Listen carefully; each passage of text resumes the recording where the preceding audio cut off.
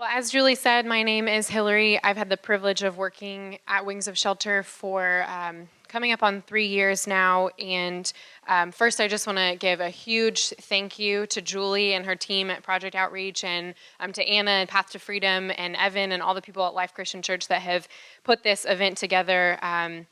And for honestly even just asking us to be a part of it. I am privileged to be here representing Wings.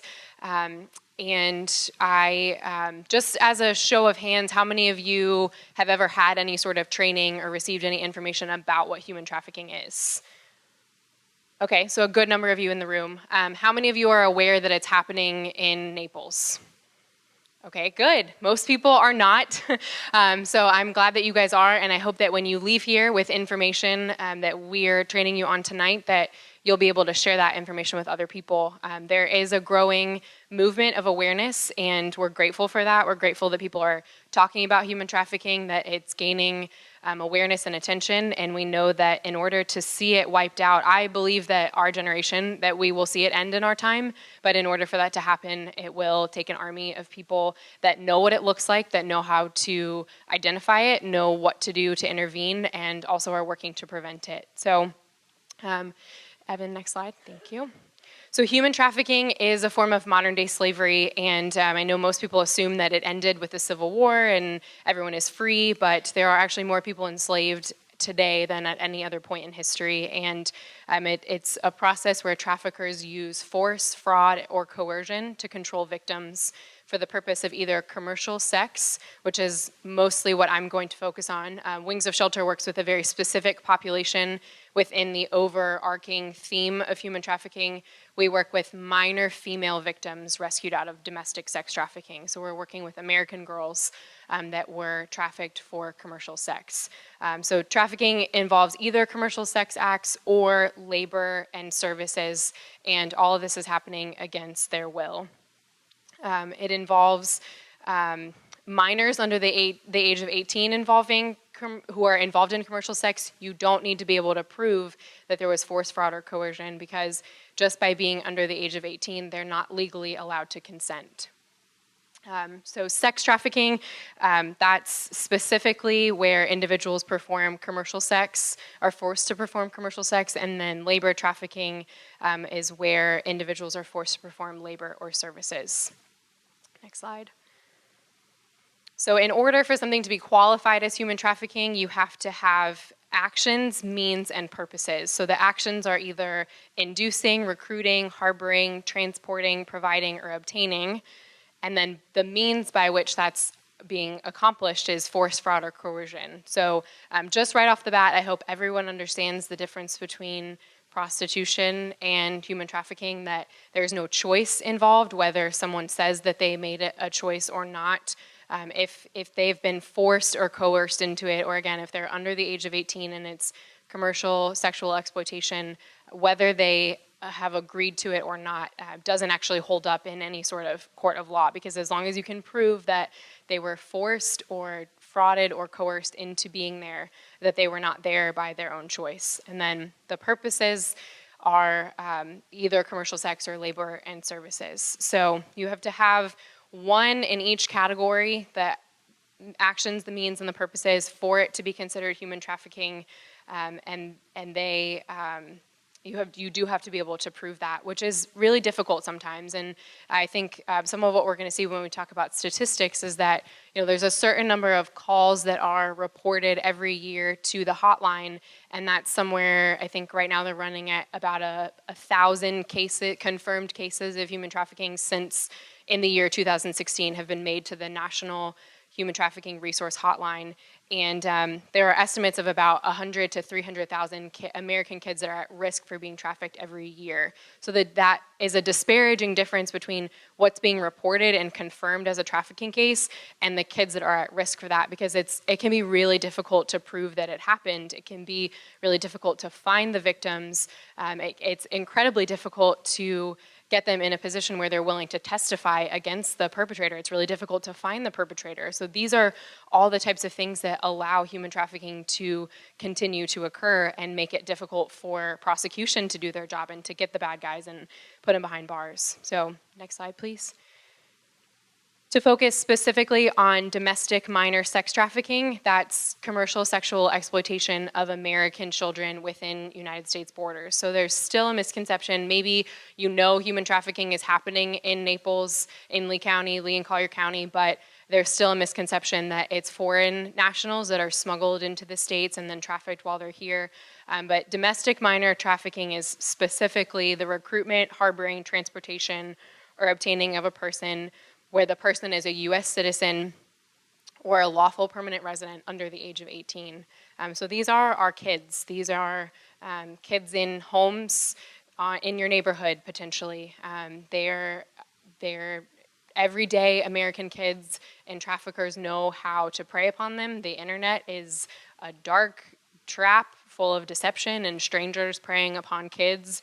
And domestic minor sex trafficking actually accounts for the majority of the human trafficking cases in the United States every year. So there are low estimates of about 100,000 American kids that are victimized through prostitution and domestic minor sex trafficking in America each year. And I have to catch myself and not just lump them all into the category of being girls. That's the population that I work with, but it is happening with boys as well in growing percentages, and it's not getting talked about as much. So later on, there's some slides that look at a profile of a victim, and it can happen to anyone regardless of age, gender, race, socioeconomic background. And it's commercial sexual exploitation carries everything from prostitution to pornography to stripping and everything in between. Next slide, please. So when I heard this statistic, it wrecked me because I think about what I was doing when I was 12, 13, 14, but the average age of entry into the sex trade in America is between 12 to 14 years old. And when I started this work a couple years ago, it was 13 to 15. So it's getting younger and younger. We have the youngest girl that we've taken into our program was 11. And it did not start when she was 11. So in a lot of cases, it starts for kids at a very young age through someone sexually abusing them, and that sets them on a path to being vulnerable. And this is something that I think people are talking about it now more than they used to. But the understanding of what is happening to young kids, like there's this perception that if someone's out on the street prostituting themselves, they're an adult and they are there by their own choice. And I've seen fully developed 12-year-olds. Like you put makeup on them and you put them in the right clothes and you give them a pair of heels and they look like they're 20. And no one is asking how old they are. So this is where we want people to be aware so they know what to be looking for and that you don't just assume that someone is as old as they look. So approximately 300,000 children are at risk of becoming victimized every year. And this is specifically among the runaway population. We are licensed by the Florida Department of Children and Families, so most of our girls come from the foster care system, but not all of them. And there are certain populations that are more at risk for being victimized than others. And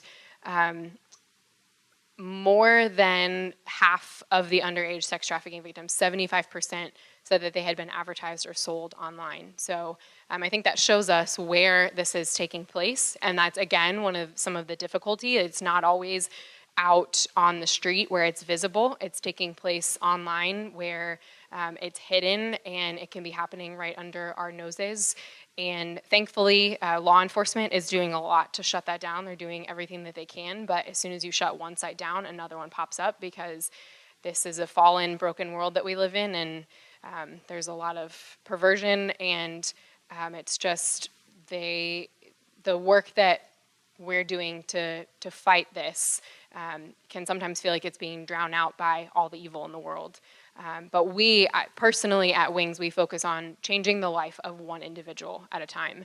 And we know that if we can, we did a training at a middle school in Bonita, and were able to actually identify 5 girls that were in the grooming process. So nothing had happened to them yet, but they were on that path, and we were able to train school administrators, and they were able to recognize, hey, something's not right.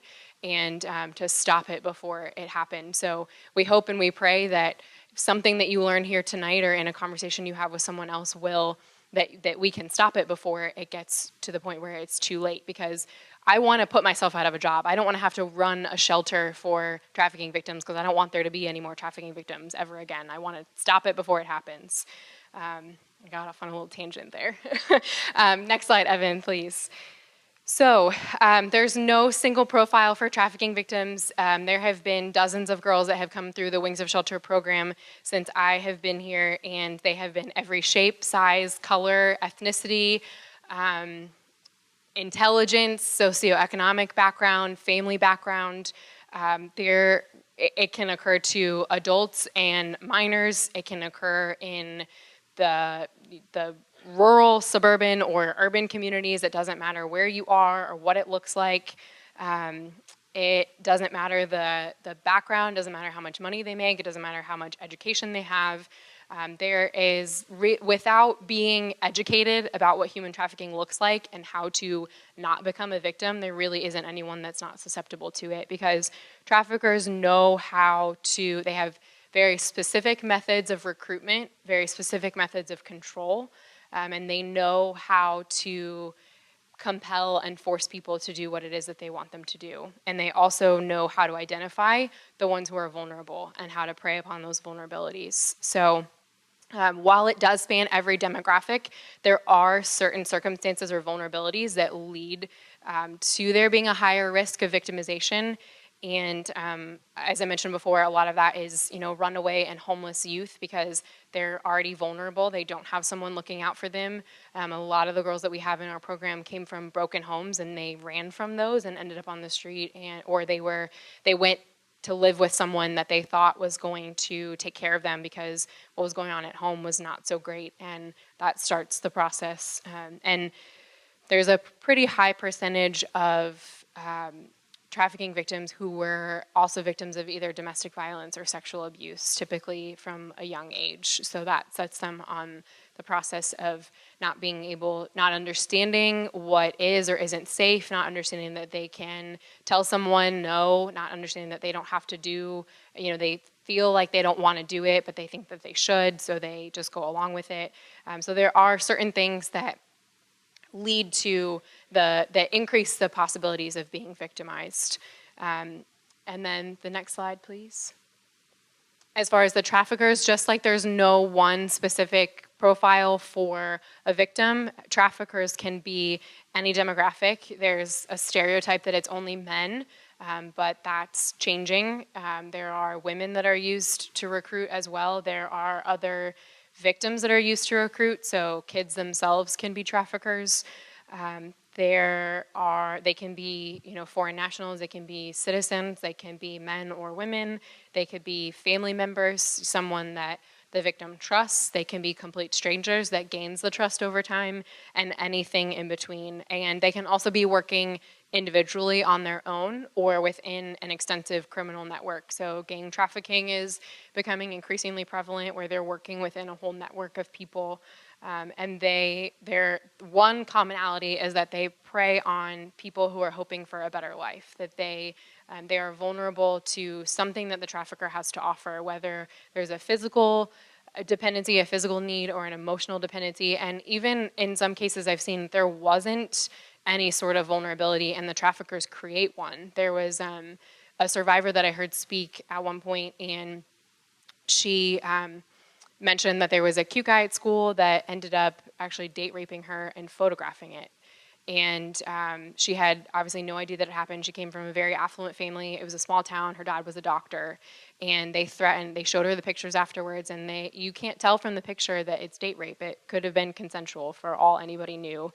And it was his word against hers, and he had a large network of people on his side, and it was her against him. And he said, if you tell anyone about this, and you don't comply to what we're telling you to do, we will spread these pictures all over town. Your family will be ruined. Your parents will kick you out. It's like she was not vulnerable up to that point, and they create vulnerabilities. So even if there's not a need, they can make one. To talk on the next slide about the recruitment and grooming process, trafficking does not happen overnight. There is a process of identifying a victim and identifying a potential victim and beginning the grooming and the recruitment to prepare them for what's going to happen in trafficking. So this is a story of a survivor. It says Jessica had a bad home life. Her mother and father were using drugs. Her father was abusing her mother, and they were both abusing her. Her friend, a 7th grade boy, said she could live with him and his mom. His mom said, yeah, come on over, you can stay with us. So Jessica lived with them for a period of time, and someone took care of her and nurtured her and cared for her. She was then driven to a hotel and told it was time to pay them back. And the next slide. Amanda was bullied throughout middle school. When she got to high school, an upperclassman said, I'll protect you, I'll take care of you, you don't need to have this happen. He developed a trusting relationship with her and protected her from the bullying, and then he started selling her to his friends after school. So traffickers target victims using tailored methods of recruitment and control that are effective in compelling people to do what they say. They promise either a high-paying job or a loving relationship if they've never had that before. You know, the promise of I love you, I'll take care of you. And if that's something that you've been searching for your entire life, you will jump when it's offered to you. New and exciting opportunities. You know, we'll travel the world together. We'll have all this money. If you've come from nothing, that's appealing, even if it seems too good to be true. So they offer, it's this bait and switch where the promises that are given are actually followed through on at the beginning. You know, it's like, I love you and I'll take care of you and we'll have this awesome life. And they, to build the trust of their victims, they follow through on those promises, and then they turn to physical or psychological methods of control, or physical violence and threat and coercion to be able to control them to do what they want. So the recruitment methods vary based on whether it's a man or a woman, an adult or a child, whether they're working within a network or they're working individually, but there is a process where they, a lot of times, if it is a male and the victim is a female, there's a boyfriend process that happens where, he comes along and he promises to take care of her, and he promises all of these, dreams that they're going to go fulfill together, that he'll protect her and keep her safe, and that they'll go on this grand adventure. Basically, whatever she thinks she's missing in life, he promises to provide that. And over time, they gain trust and they gain information.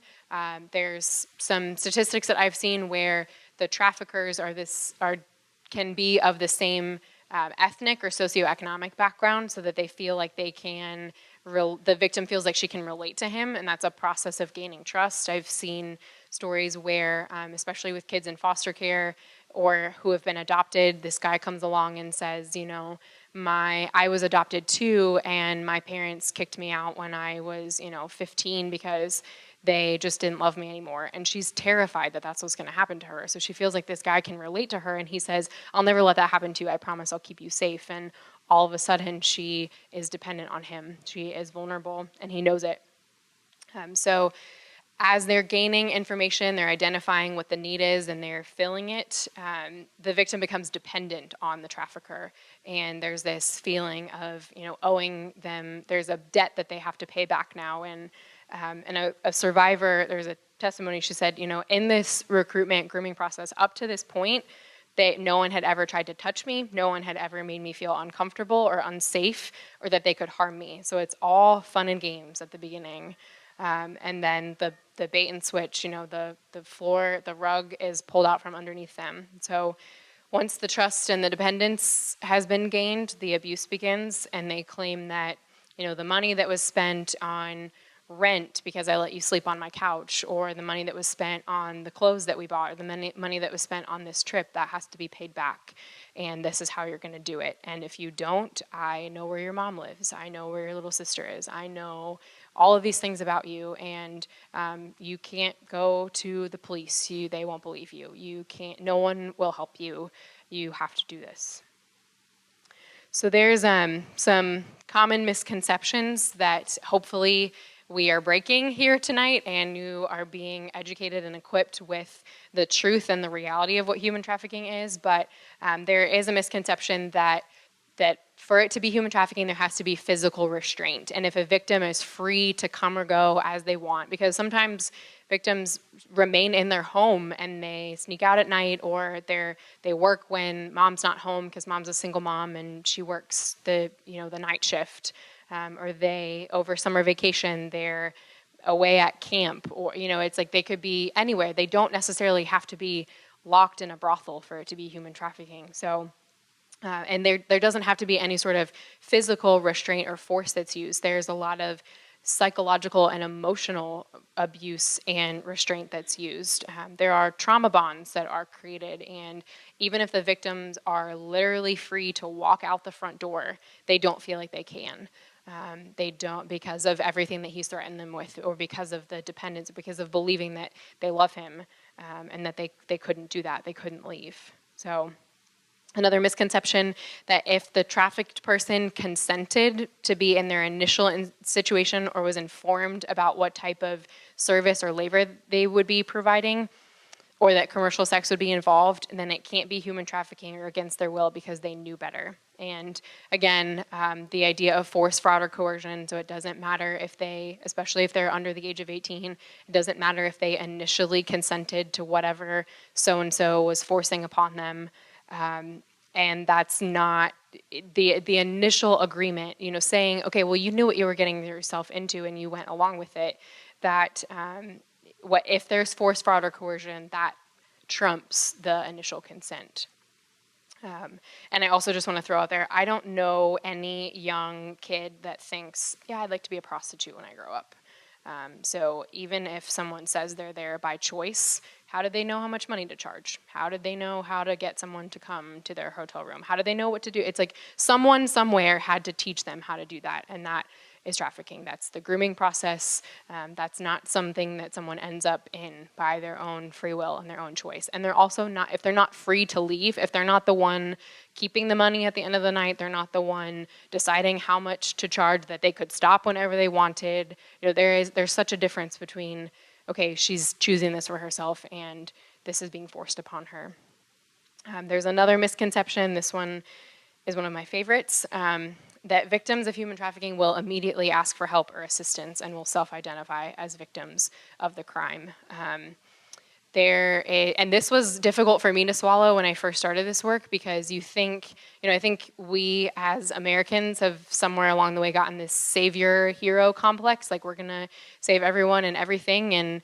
And initially, a lot of the girls that have come into our program did not want the help because of the bonds, the trauma bonds, believing that they were there by their own choice, or that this was what at some point some of them have literally told me, this was what I thought I was made to do. That, because of the victimization and the abuse that had happened in their life leading up to the point of being trafficked, they were basically groomed for a lifestyle of that, where they thought the only worth that they had was their body, that they were an object to be bought and sold, and they can't even imagine a life outside of that. So they also don't trust anyone. Maybe they've reached out for help and no one believed them, or they reached out for help and the cop arrested them because the cop thought she was the perpetrator instead of the victim, or that they've been so brainwashed and manipulated into,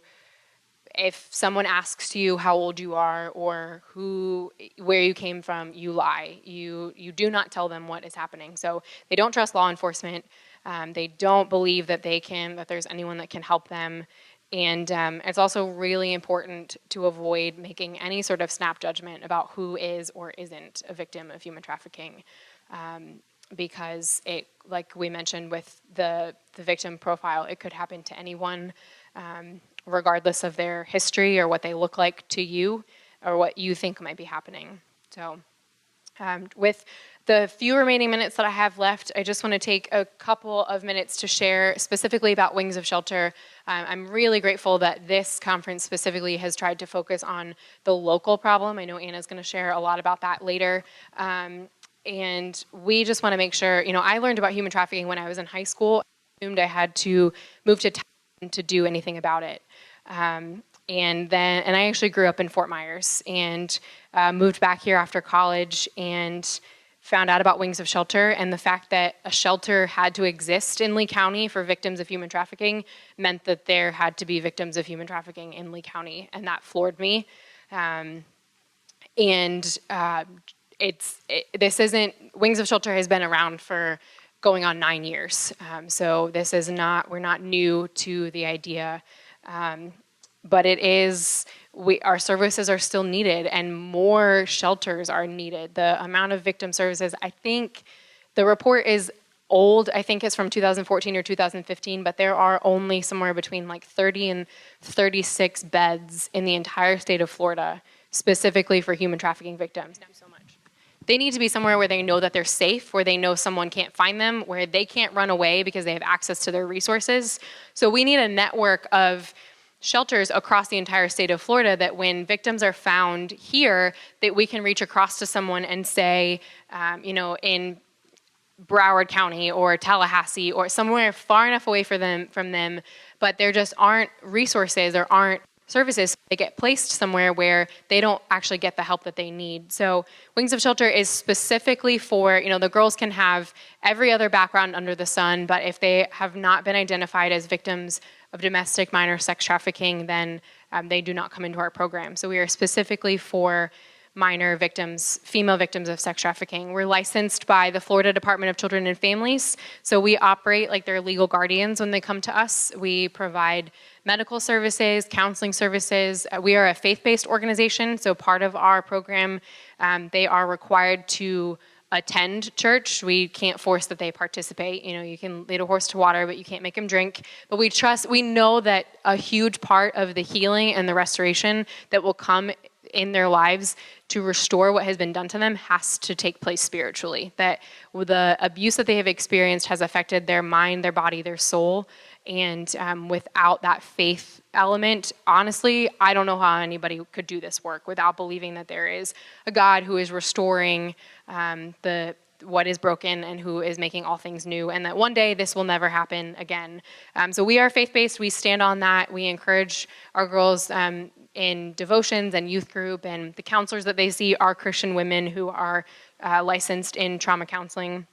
And we have the capacity, those 30 to 36 beds across the state of Florida, we are 5 of those. We have the capacity to hold in 2 shelters up to 5 girls at a time. And we do that specifically because it doesn't seem like a lot. It doesn't, wow anyone's socks off. But we do that specifically because these girls have slipped through the cracks in most cases where, if you stick them in a shelter and there's 16 other kids that they're fighting for, it's been a pecking order all along, and you put them with a dozen other kids and they're fighting for one person's attention, they're going to feel lost in the crowd, and their needs still aren't going to be met to the degree that they are needing. So we found that out the hard way. We started bigger, and we have shrunk because we really want to focus on providing everything that we can to the few that we have. And we also would love to see a continuum develop where our safe house is basically like a clearinghouse, and the girls come there initially, and as they stabilize through the program for 6, 9, 12 months, then we have families or extension homes in the community where they can be transferred to, and they still receive all of the services through Wings of Shelter, but that opens a bed in the shelter for an incoming victim that is just coming off the streets, that has just been rescued and has not received any services whatsoever. Because by the time they've been in the program for several months, they've they're not cured, they're not healed. This is probably something that they'll be continuing to work through for the rest of their lives, but they get to the point where it doesn't define them anymore, and they've stabilized, and they can basically reintegrate back into a normal way of living in society, where they are now equipped with the things they need to know to keep themselves safe, and they have a support system around them, and they've done some work on the trauma that they've experienced. So our program is trauma-informed. It's victim-centered. Everything we do is centered around what is best for the girls. And that is, unfortunately, kind of unique to our program. There's a lot of group homes that the girls just get stuck in there and there's 40 of them and they're not getting, it's like no one person can care for all of these people, especially with the high level of need that these girls have. So like I mentioned, we were the first in the state of Florida specifically for human trafficking victims, and we hope to help partner with other agencies to open more houses, to get more beds open across the state of Florida. So if you're interested in that, if that's something, I know that sounds crazy, but if you're interested in opening a safe house, and I know Anna would love to talk to you as well. They've got some big goals, some really exciting goals that I know she'll share with you. I don't want to steal her thunder, but just want to give you some practical things that you can do to get involved. We do have volunteer opportunities. And that's a specific calling. I know personally, like this is not just a job that I have that I get up and do for 40 hours a week and then I stop thinking about it. I really feel like this is a calling that the Lord has placed on my life. It's something I'm passionate about. And that calling is what sustains you when the girls are not appreciative for the work that you're doing for them. Because like we mentioned, they don't self-identify as victims. So all they know is that you've taken their freedoms away. And you have shut them up in this prison, and we should put bars on the windows. And that's sometimes what they think about being in this shelter where they don't go anywhere without adult supervision, and they can't have Facebook or a cell phone. And for a teenager, that is devastating. But we do have volunteer opportunities, like I mentioned, if you're interested in a way to get involved. That this is very hands-on. Obviously, there is the life of a teenage girl at the other end of it, so we do ask for a long-term commitment.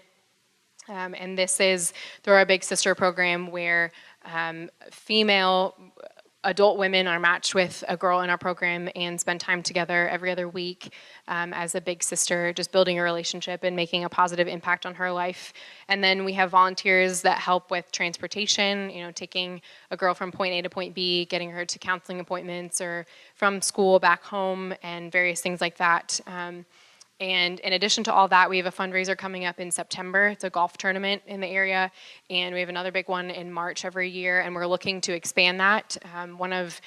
Kathleen asked me earlier what our need is right now, and we rent the houses that we are in, and if any of you know anything about the rental market right now, it's astronomical, and we are at the mercy of the landlords that we rent from, and they could at any point in time decide they want to sell that house, and we just feel like there's a big portion of our budget that's being sucked away in rent, and at the end of the day, we have no assets to show for that. We have a roof over our head, which we need for our program, but we are really hoping in the next year to push towards purchasing a home, purchasing a facility. We would love to pay for that outright and not have any debt. And then the money that we spend on our rent every month could go towards expansion efforts, towards training other organizations that are interested in opening safe houses, towards licensing other homes, towards getting in places where we've not yet gone before. So obviously that takes, and we've got, by the grace of God, we have enough money to run the program that we're already doing, but expansion would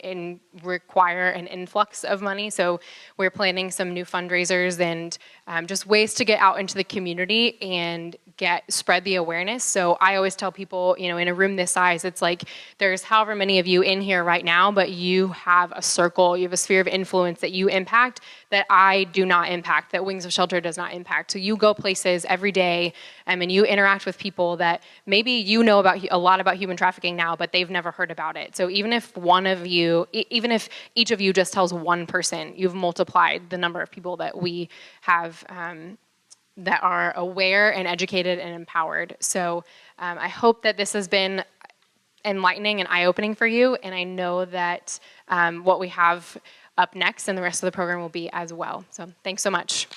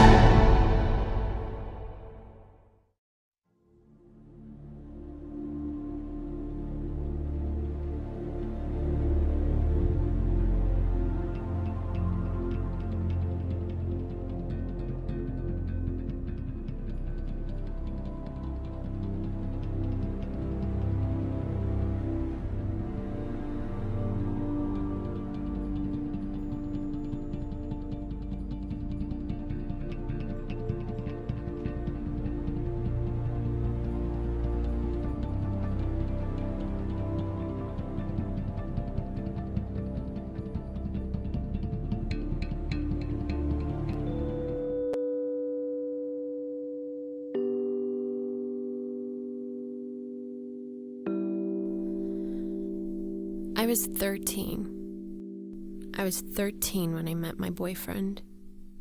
He said I was beautiful, and I believed him. He said I could be a model, and I believed him. He made me feel so good about myself. He showered me with gifts, and I loved him for it. He said I was his Juliet, and I believed him. It was my real-life fairy tale, and I believed all of it. He told me he needed help paying bills and made me go on dates. I was raped over and over again. When I had finally built up enough courage to refuse, my boyfriend beat me into submission. I could barely move. I only had one thought. Why? It was then that they brought in a group of men and gang raped me. I was broken.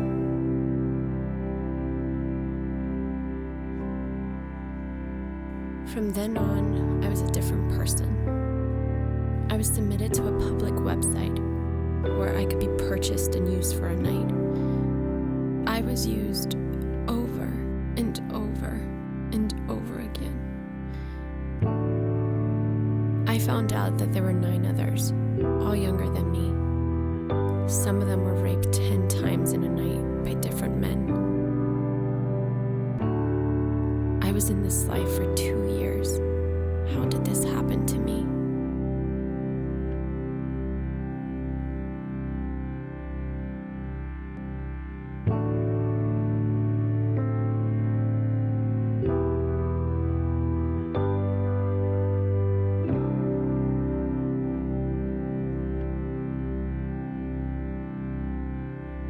One night, there was a sting operation and I was arrested. I agreed to testify and found my way out. But my story isn't the only one. We just want you to know and remember.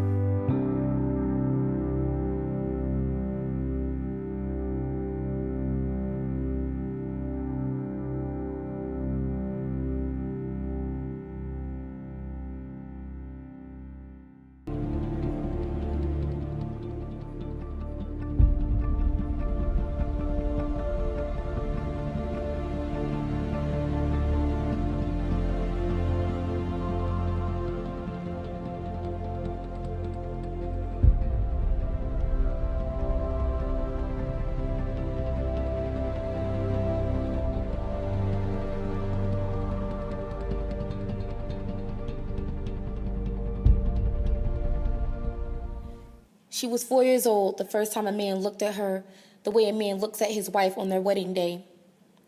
Little girls are supposed to dream about being models and doctors and veterinarians. Instead, she fought sleep eyes wide with terror of another night greeted by her stepfather's shadow. He was a real monster in her bedroom, and Mom, she was too fragile, too selfish to accept the truth that her little girl's innocence had been stolen one night when her boyfriend decided she wasn't good enough anymore. And since the little girl never had a real father, she accepted his advances because he always promised her his touches were acceptable, because he loved her. When you don't know yourself and you don't love yourself, you will fall for anything that sounds like love and feels like love. She was a walking corpse, stained with the fingerprints of strangers. And all she wanted was to walk the earth without the heaviness, the weight of all the men who tore a piece of her and took it with them. She never made it to see her 18th birthday. This is for the pain, for the stains that bath water won't wash away, for the scars left on the hearts of the fatherless child. This is for the girls objectified instead of praised like queens. This is for the agony. Growing up without a father, but all you really want is love, and you don't understand love. So one day when some guy stops you in a train station or a street corner and tells you you're beautiful, you are quickly intrigued. You like the fact that someone notices you, and you will do anything to feel like he's everything, and he promises you everything, and the things he convinces you to do, they don't seem that bad if afterwards he shows you how much he loves you. Your morals are abandoned on that sidewalk where you turned your first trick. Your beauty is left in that hotel room where some stranger touched you like his girlfriend and then left the money on the nightstand. And every night you die again, compromising your worth for what your pimp calls love and security. The hustle, the street lights, the schemes, it never seems worth it, but you have the liquor to comfort your fears. And as long as your profits meet expectations, you will have what you always wanted your whole life. Love. Love that doesn't feel right, but it's all you think you're worth, so you take it every day. You sleep when the sun comes up, rise when the sun is down. Conceal the torment with makeup and stylish hairdos. Put on your best outfits, something arousing because you have to make them happy. The men, the tricks, the pimps. This is for the pain. This is for America. In hopes that you will notice that 12-year-old girl who was forced to trade her lunchbox and sneakers for a Chanel purse and pumps. This is for the 16-year-old girl kidnapped by a gang of men on her way to school and held captive in a house right next door to you. This is for the 20-year-old girl who took her last beating today because she couldn't bring herself to let another man hold her down and violate her. We are all slaves for love, degrading ourselves for acceptance of a man that's the closest thing to a father figure we've ever known. We were once just girls with aspirations and a small piece of hope. Now who will notice us? Who will save America's daughters?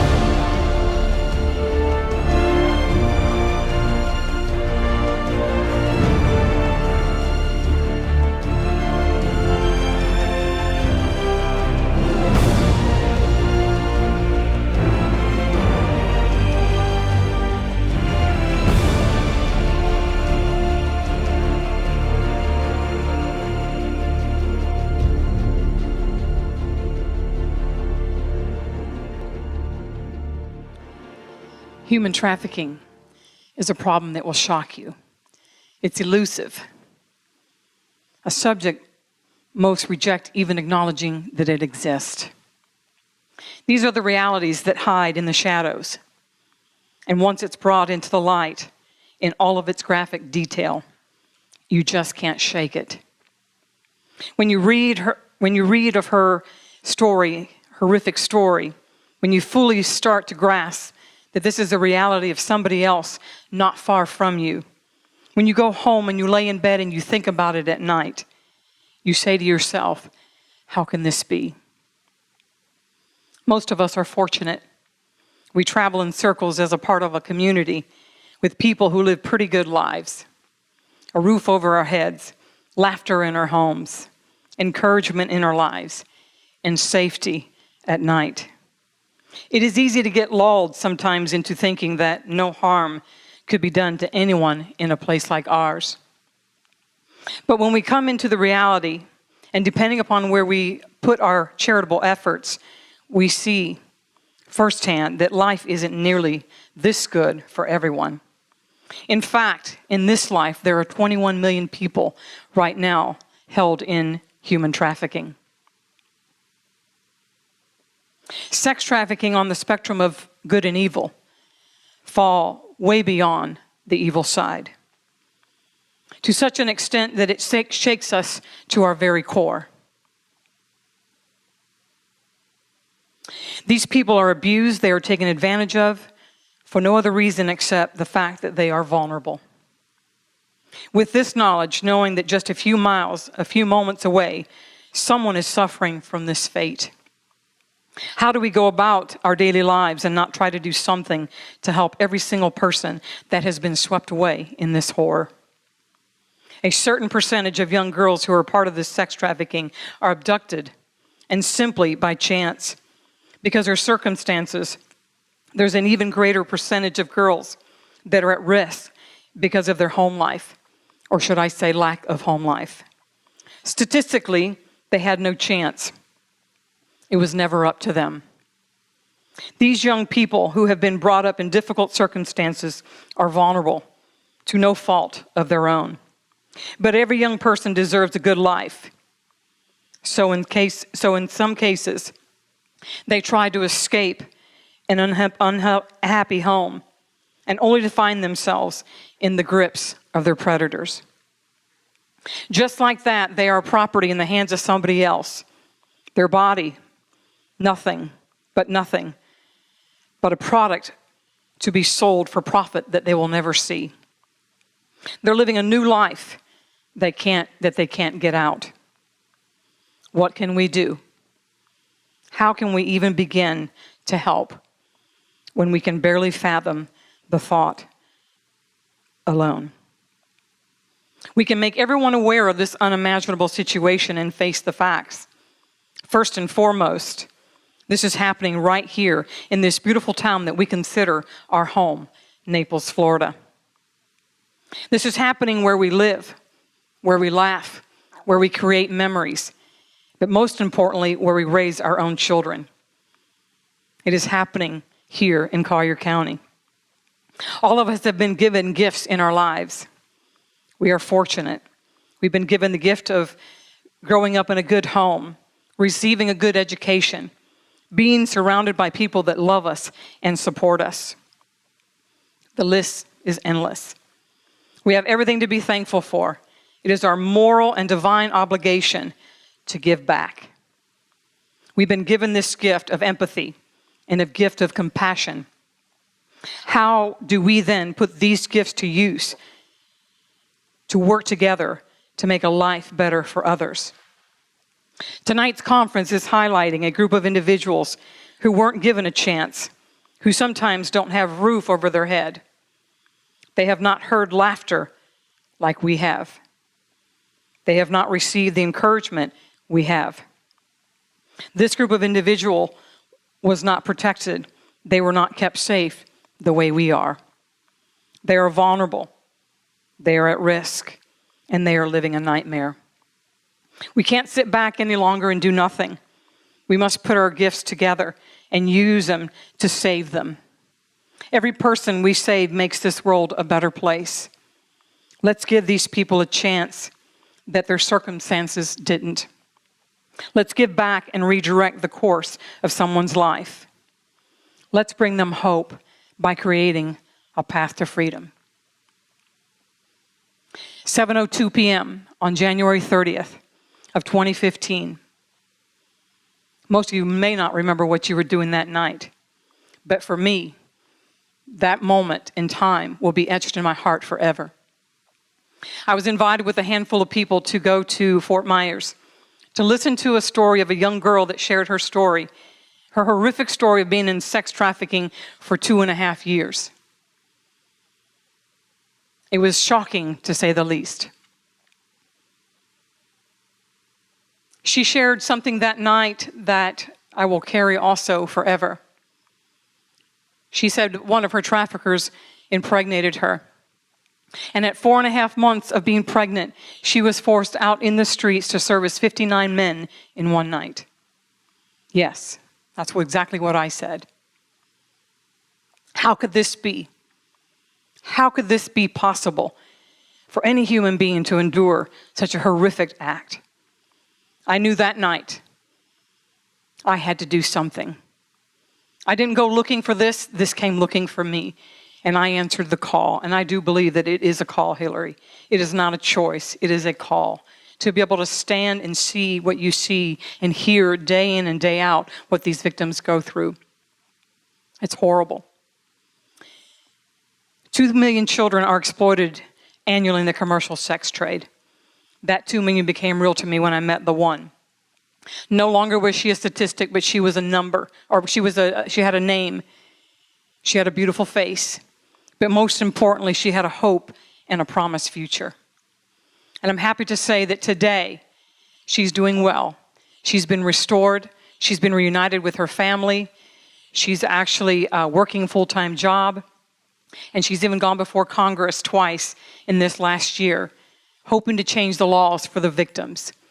And I applaud her for where she stands today. And that's why we created Path to Freedom, to help these victims of sex trafficking. I have 4 daughters of my own, And every time I think of another victim that is violated like this, I think of my daughters, and I cannot just sit back and do nothing. We are also bringing an awareness to our community, Southwest Florida, the state of Florida, and I believe eventually nationally. But we're going into churches, we're going into schools, we're going into the healthcare professionals. As a matter of fact, we taught at Lee Memorial Hospital, just recently at Naples Community Hospitals. We want to try to reach these first responders, the nurses and the technicians, because a lot of these victims come into those places looking for emergency services. And we want to be able to train them for the signs to look for, and so they can call the hotline number and help these girls. We go to local organizations, women's clubs. I went to the Kiwanis clubs in Fort Myers. Hotel and motel, we'd like to get into that, into the management area, to be able to train them as well for signs to look for. So if you know anybody in these areas that you can link me with, we would love to be able to go in there and teach them. As a matter of fact, Maria is here, and she works for Barron Collier High School. Golden Gate. I keep saying Barron.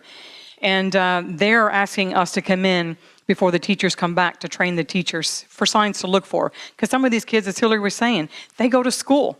They go home, they do their thing, they go to school. So they're in the school systems, and we need to train these teachers on the signs to look for.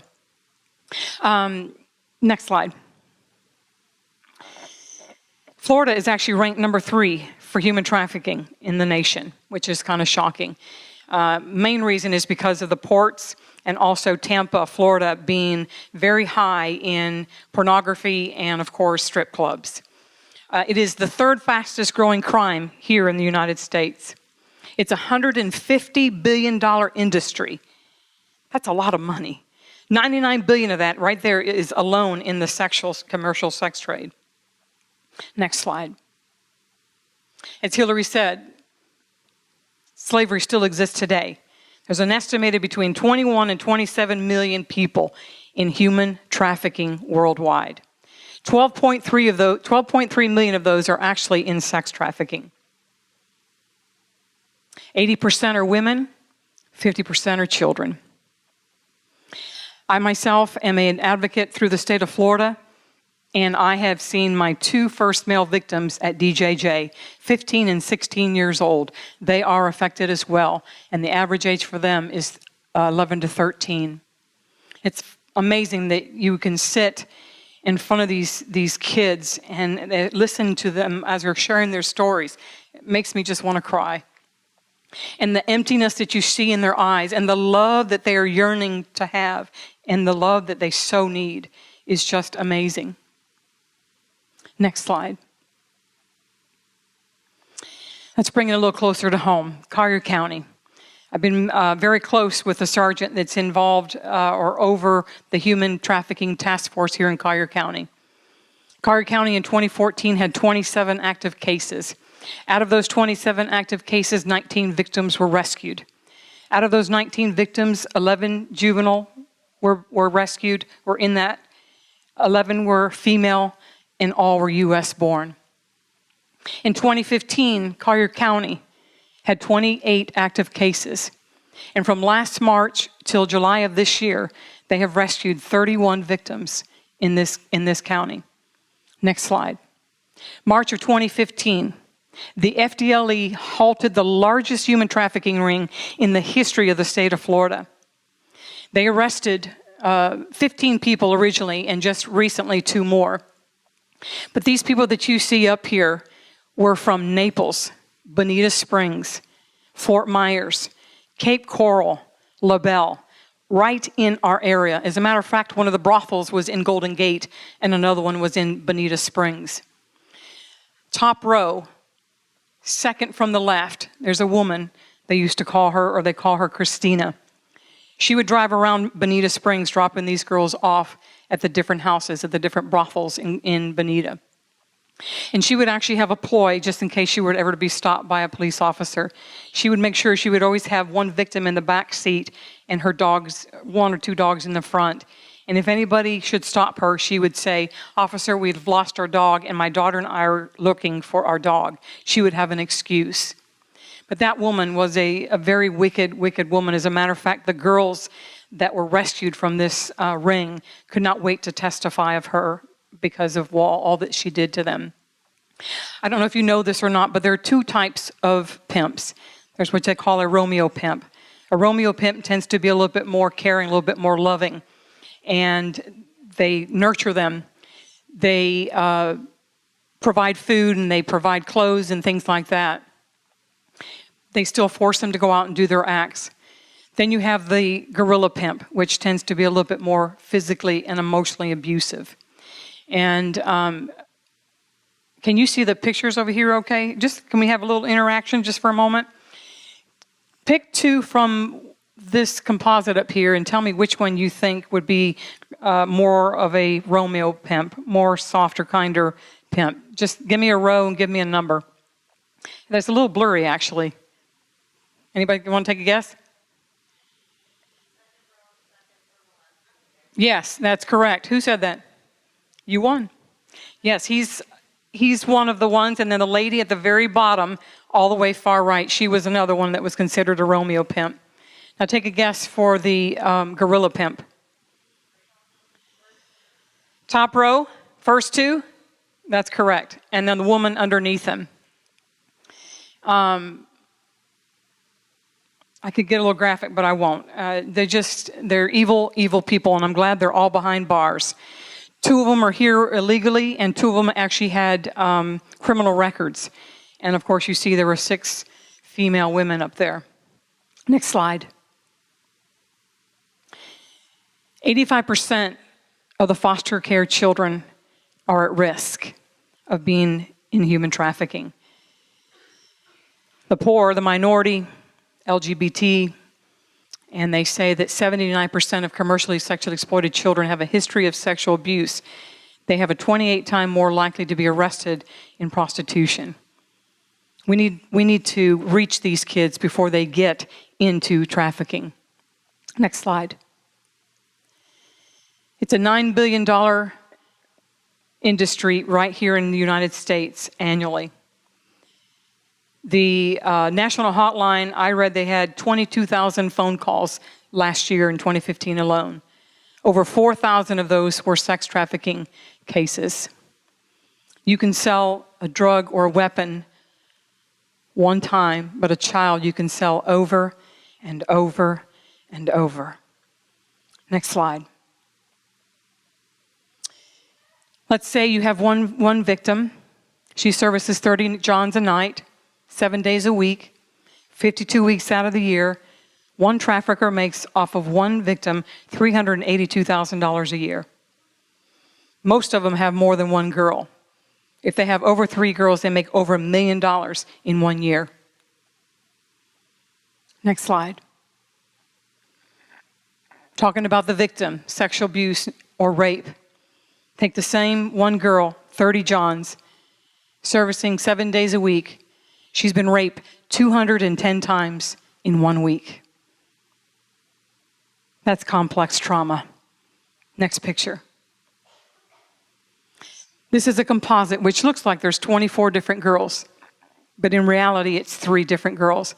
The very first picture to the far left is a high school composite of these girls before they got into human trafficking. And it's a progression of 18 months. At the very end, the right picture, far right picture, these are the girls, what they look like after being picked up and being in human trafficking for 18 months. It's compelling, isn't it? This is a photo that I received from the FBI. And this is why we must do something. Next slide. What are the physical evidences that you can see? Typical would be contusions and bruises, some sort of injury on their bodies, malnourishment, poor dental care, inconsistency in their story. But I myself have seen girls that look normal. But one way to tell, too, if they're wearing nice clothes, have their hair done, and they're runaways, or their fingernails are done, somebody's providing those services for them. That's a red flag as well. Next slide. Sometimes they brand the girls. They put their names on them. This one here says, "You pay me." This is a sign of ownership from the trafficker. Most times they'll do it around the chest, on their arms. Sometimes you'll even see like a little dot in the palm of their hands. But these girls, as I have gone to DJJ and advocated for minors, there's no place to put them. I can't tell you how many times, how many phone calls we make trying to find a bed. I heard that there were 2,000 beds in the United States. That would be an average of 40 beds per state. That is not enough. Next slide. Yara Garcia, which is a champion in the cause, one of my mentors as well. She says this: although the state has shelters for sex trafficking victims, there is a tremendous need to create shelter programs that are long-term, evidence-based, that encompasses the understanding of complex trauma in victims who have been sexually exploited. We just can't put them in shelters because most people don't know how to treat and how to counsel these girls the proper way for the trauma that they have experienced. Next slide. And this is why Path to Freedom is going to build an 80-acre campus. This campus will house or hold 7 safe houses. In those 7 safe houses, we'll be able to house 4 to 5 girls. In each house, we'll also have a set of parents that will stay with those girls to give them the ability to see what it is to have a normal life as a mother and father, nurturing and loving their children. We'll have equine therapy, an abused animal shelter, so that these girls can care for these animals. As a matter of fact, Tom Jones, which is one of my advisors, is here tonight. He was the architect that actually drew up this rendering. But I felt, my husband and I, which is here as well, the Lord had given me some direction on what to do with this campus. And we sat down and we wrote about 10 things on a piece of paper on what the Lord was showing me. We took it to Tom, and Tom is a Christian man. He prayed and he sought the Lord, and this is what he came up with. And it's just an amazing, amazing campus. It is going to cost us about $20 million. So if you want to write out a check, it's Path to the number Freedom, okay? Next slide. Oh, wait 1 second. Path to Freedom Campus will provide transitional and restorative services coupled with long-term safe housing for rescued victims of sex trafficking. Our program focuses on empowering survivors to become independent and self-sufficient through a wide range of services, including counseling, medical care, education, reemployment assistance, social entry, but most important, spiritual renewal. Next slide. What is Path to Freedom doing today? As I mentioned, we're campaigning, sharing the awareness of human trafficking in the local area, and training different healthcares and teachers, and so on and so forth. I am, I mentioned before, a privileged advocate through the state. When these girls are called in and taken to shelter, we will walk with them through the process from the beginning all the way to the end until they are restored.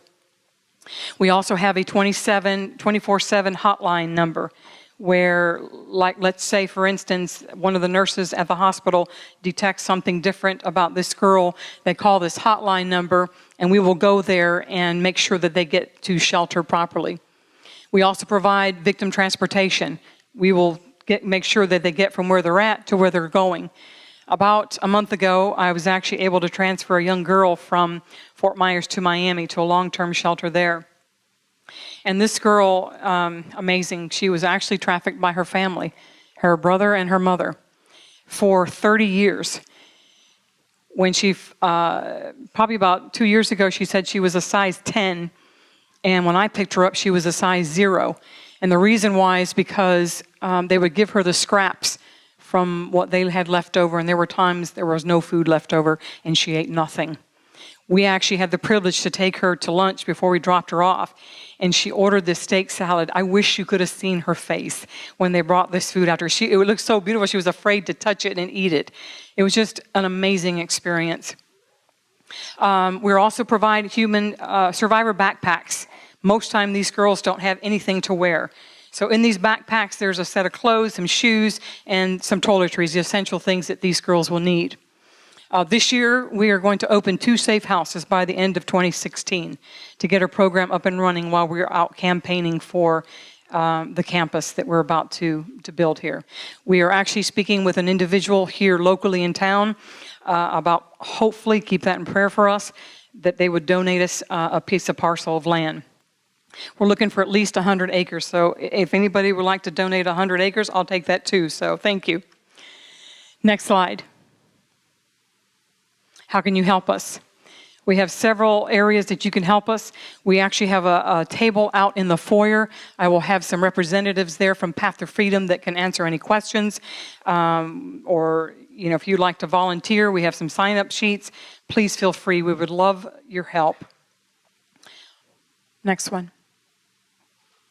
If you should see anything, you could write these phone numbers down. The ACT hotline number is a local Fort Myers number that you can call if you should see anything. And again, they are live 24/7. There's also the national hotline, which is right underneath, or you can call 911. You can leave that up there for a moment.